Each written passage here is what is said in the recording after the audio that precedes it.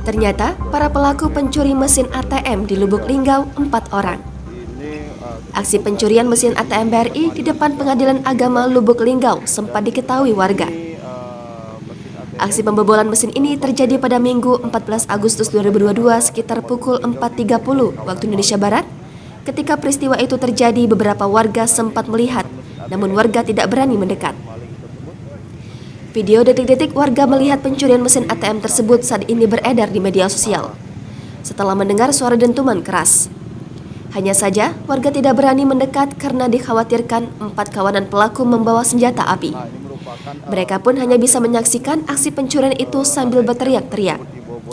Dalam video, terlihat jelas 4 pelaku setelah berhasil menarik keluar mesin ATM menggunakan mobil berusaha mengangkat mesin ke mobil.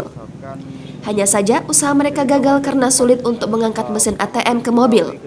Sementara hari semakin terang dan warga yang melintas semakin banyak hingga akhirnya mereka kabur. Wakapolres Lubuk Linggau, Kompol MP Nasution, Kasat Reskrim AKP M Romi dan Kasat Intelkam, Ibtu Deni Suhardi terlihat berada di lokasi. Terpisah, Kasat Reskrim AKP M Romi menjelaskan, belum diketahui berapa kerugian yang dialami pihak BRI dalam peristiwa ini. Hanya saja diinformasikan uang di dalam mesin ATM belum sempat diambil.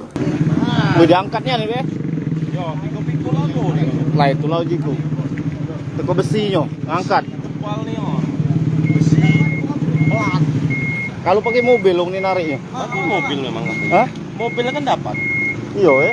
Mobil apa? Enggak tahu mau mobil. Ada mobil yang diamankan juga tadi ya? Iya. Masalahnya laksiangan dia tuh. Mumun duit nulung dapat ini duit. Susah dia bukanya ini. Oh. Nak dibawa ke rumah dulu, aduh macam ya. Oh, jadi mobilnya tadi dapat, pelakunya lari. Duitnya belum tak. Ayo awak, tarik. Mun barang cuman yang ngeluar duit tuh bayar keluar.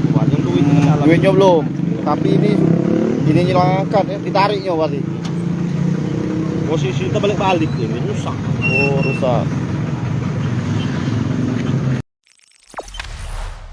Jangan lupa subscribe, share, komen, dan like ya.